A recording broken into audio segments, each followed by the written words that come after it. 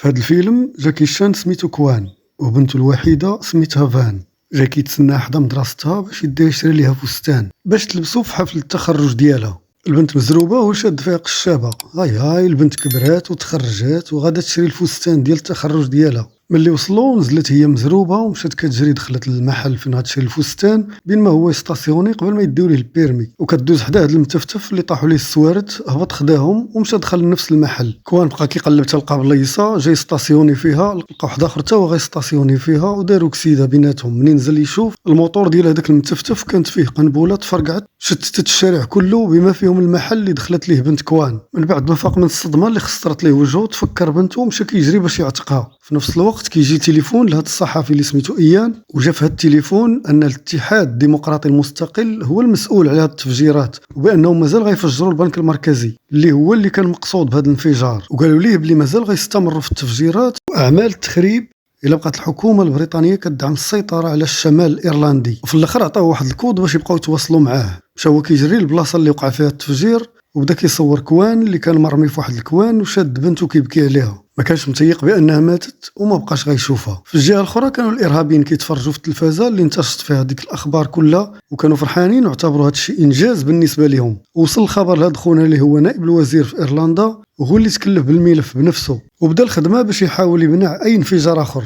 ومشيو لجهه اخرى لدار كوان، كنشوفوه داخل الغرفه ديال بنته كيشم في حوايجها وكيشوف التصاور ديالها وما متيقش بانها مشات وما بقاش غيشوفها. وكيجيو عنده البوليس باش يعطيوه المتعلقات ديال بنته ويسولوه شي اسئله ربما يوصلوا للجاني. هو كيسولهم واش بامكانهم يشدوه، قالوا ليه بان هذه خدمتهم وضروري الجاني يتعاقب. وفي الجهه الاخرى كنلقاو هاد الايام مجتمع بالقاده ديال الاحزاب ديال ايرلندا باش يعرف هاد الجماعه اللي دارت هاد التفجيرات الارهابيه لاي حزب فيهم كتنتمي. ملي سولوهم على التفجيرات كلهم نكروا. هو يقول لهم كاين الحل، غنديروا جرد المخازن ديالكم كاملين وغادي نعرفوا المخزن اللي ناقصه منه المتفجرات وغيكون مولاه هو اللي فجر. وفريق البحث في لندن جابوا التصاور ديال داك مول الموتور المتفتف، اكتشفوا ان الموتور مسروق وما عرفوش الهويه ديالو. وهذا الصاد كان هو المسؤول على التحقيق. جاه تليفون كيقول لي بان السيد كوان راه 5 ايام هادي وكيجي باغي يتلاقى به. وكان السؤال ديال كوان هو واش لقاو المجرم اللي قتل ليه بنته ولا الجماعه اللي كينتمي ليها. قال المحقق حنا راه خدامين على قدم وساق يكون هاني. وجبد ليه فلوس قال لي هادو هما المبلغ اللي قدرت نجمع في حياتي كامله، خذهم عطيني غير اسم واحد من اسم هذوك الجماعه اللي قتلت لي بنتي. وقال ليه بان بنته فان هي اخر عائله بقات ليه من بعد ما ماتت امها في الوقيته اللي ولداتها. قال ليه المحقق بلا ما تحتاج تبقى تجي هنا كل نهار، انا ملي غنوصل لشي معلومه نبلغك بها. ودازت 3 الاسابيع ما كاين حتى شي اخبار. كيتفرج في التلفازه لقى هاد الايام كيدافع على المنظمه اللي سميتها الاتحاد المستقل لان حتى هو كان كينتمي لها في شي وقيته، وكيحاول يبرئهم من ديك التفجيرات. من بعد كوان كيتصل به في المكتب ديالو وكيبقى يتسناه شي نص ساعه عاد جاوبو. كيسولوا على هذاك اللي قتل بنته ولا يعطيه شي اسم ديال اي واحد كينتمي لديك الجماعه. قال ليه ليام بانه شحال هادي استقل من ديك الجماعه وبقات كتربطوا بهم حتى شي علاقه، ونصحوا انه يبعد وخلي البوليس يدير شغله. وكانت هذه هي اللحظه اللي قرر فيها كوان انه يجيب حق بنته بدراعه، وهز طوموبيلته ومشى لواحد المحل باش يشري الماتريال باش غيخدم. وشد التليفون وهرسو وشرى تليفون جديد بنمره جديده، وخدا الطوموبيل ديالته وشد الطريق لايرلندا باش يتلاقى مع هاد ليام شخصيا لانه عنده يقين بان ليام عارف شكون قتل ليه بنته. وكرا دويره فاش يسكن ومشى للبيرو عند ليام. والكاتبه ديالو رفضات انها تدخلو عنده وقالت ليه يمشي في حالته،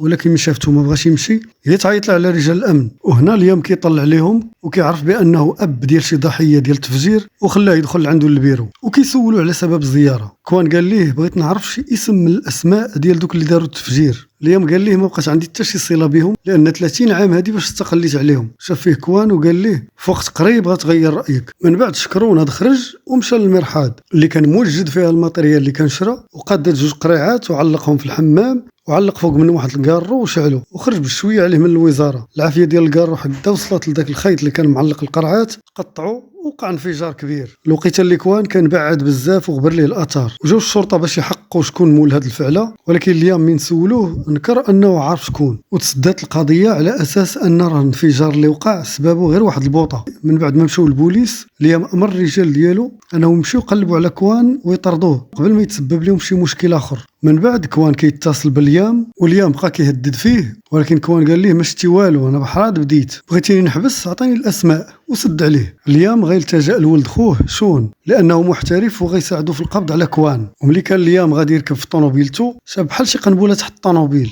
من بعد كيلقى واحد الورقه مكتوب فيها بغيت الاسماء، وهنا كيفهم اليام بان كوان كيصيفط ليه رساله انه قادر يقتلو في اي وقت بغى. وهنا الكارد كورات حددوا المكان اللي كيسكن فيه كوان ومشاو بسرعه لدارو باش يشدوه، ولكن هنا كيتفاجئوا بانه مقاتل شرس وبانه بوحدو قدر يغلبهم هما بربعه وتمكن من الهرب. ملي رجعوا شافهم الرئيس ديالهم بانهم كلهم شرشمين، عرف بانه قدام انسان غيسبب ليه مشاكل كبيره. من بعد شون غيوصل لايرلندا وغيامروا اليام باش يسافر بسرعه للندن باش تواصل مع داك الضابط ويحاول ما امكن ان الاسم ديالو ما يجيش في التحقيقات. من بعد اليام كيدخل لواحد المطعم باش يتلاقى مع هاد الساطا، وكيكون كوان كيراقبو من بعيد وكيصورو كيخون مراته مع الكاتبه ديالته، وكيصيفط ليه الصوره في تليفونه ومعاه رساله كتقول راه ما نتفارقش معاك حتى تعطيني الاسماء. من بعد شون كيوصل لندن وكيتلاقى بالضابط اللي مكلف بالقضيه، كيبلغوا بان الاتحاد ما عنده حتى شي علاقه بالتفجيرات، وبان هذه غتكون شي جماعه اخرى ما عندهم علاقه بها، وبانهم داروا خطه جديده باش يعرفوا شكون اللي فجر، ان كل مجموعه تابعه لهم غيعطيوها كود سري مختلف، وإلا دارت شي عمليه ارهابيه جديده من خلال هذاك الكود السري غيقدروا يعرفوا شكون هو مولاها. الضابط وافق يساعده، ولكن ولا واحد الشرط انهم اللي عرفوا الجاني يبلغوه هو اللي يلقي عليه القبض، وشون وافق على هذا الشرط. من بعد كنشوفوا اليام حول السكنه ديالو للضيعه ديالو في الباديه، لانه ما بقاش كيحس بالامان في المدينه ولا خايف ان كوان يوصل ليه ويأذيه. ولكن كوان كان اصلا تابعه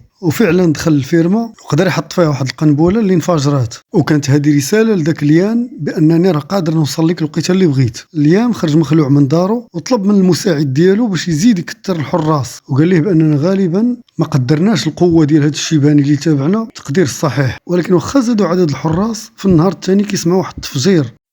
مشاو كيجريو يشوفوا، لقاو واحد الطونوبيل مقلوبه ولقاو السبب هو قنبله تفجرت فيها، وعرفوا بان القنبله تفجرت عن بعد، وشكوا بان اللي فجرها يكون مخبي غير في الغابه. وديك الساعه تحركوا بسرعه ومشاو كيقلبوا عليه، ولكن كوان كان اصلا مجهز الفخاخ ديالو وقدام كيتسنى فيهم. غير جاو وبقى كيقنبل فيهم واحد بواحد. واحد اللحظه شافوا جيم هو تيري فيه، جا فيه قرطاسه في الكتف ديالو، ولكن كوان قدر يهرب. ورجع جيم عند ليام وخبروا بان كوان قدر يهرب مره اخرى، وليام قال ليه غادي يعيط لولد خوه شون باش يساعدهم في القبض عليه. ولكن شون في هذه اللحظه كان مع مرات ليام اللي كانت كتخونو معاه، اتصل بيه قال لي اجي دابا لان الامر مستعجل. في هذه الوقيته كيكون كوان في الغابه خدام كيداوي في الجراح ديالته، وطبيعه الحال كان كيتالم بزاف، وفي نفس الوقت كيتفكر عائلته اللي ماتت في الوقيته اللي كانوا مهاجرين. في نفس الوقت اليام كيطيح على واحد الملف سري، وكيعرف بان الملف ديال كوان كان ضمن واحد الملف اللي غير مصرح للناس يعرفوه الا واحد الفئه قليله. شويه اليام كيجي عنده واحد صاحبه يزورو، ولكن اليام كان عارف سبب الزياره، وقال ليه اليام بان الجرد اللي درنا كانت النتيجه ديالو اننا لقينا متفجرات ناقصه في المخزن ديالك، وهذا الشيء تعني انك مسؤول على ديك التفجيرات. قال لي صاحبه بانه ضروري يساند المنظمه ديالهم في داك الشيء اللي كدير. قال ليه اليام اتفقنا نديروا الفزع في المواطنين ماشي نقتلوهم. وقال ليه بان الموضوع كبر اكثر من القياس، وبان ممكن ان السمعه ديالو تتضرر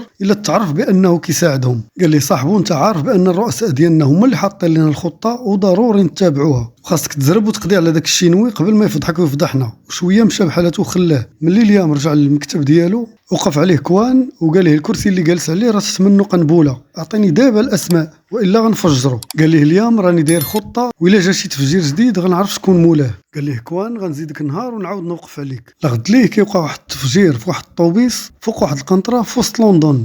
يجي تليفون اليام كيقول ليه الجاني بانه ما كيعترفش بالكلمات السريه، وبالتالي الخطه فشلات. وفي هذه اللحظه كيوصل شون للفيرما باش يبدا ينفذ المهمه ديالو. كيجي المساعد ديال اليام اللي كان مكلف بمراقبه المراه ديالو كيبلغوا بان شون دخل عندها للفندق وجلس عندها ساعتين، ومن بعد ما خرج من عندها بقات هي موراه بواحد المده وعاد خرجت. وهنا عرف بان مراته كتخونو مع ولد خوه. وقبل ما يدير شي تصرف كيجي اتصال من عندك الضابط اللي مكلف بالقضيه، قال لي عرفنا المسؤول على التفجيرات وهو صاحبك هيو، وعرفوه لانهم صوروه جالس في سي قهوه مع هذاك المتفتف مول الموتور اللي بقاو تيبحثوا حتى وصلوا ليه. وكيخبروا بانه راه مراقب دابا، وبان من واحد نص ساعه واحد الطائره عسكريه غادي تنزل في المزرعه ديالو، وبانه قدامه جوج اختيارات، اما انه يتشد حتى هو واما انه يبزز على صاحبه هيو انه يعترف بارتكاب ديك الجرائم كلها. هنا اليوم تيمشي عند صاحبه هيو وتهددوا بالسلاح انه غيقتلو الا ما كتبش ليه الاسماء ديال الناس كاملين اللي معاه.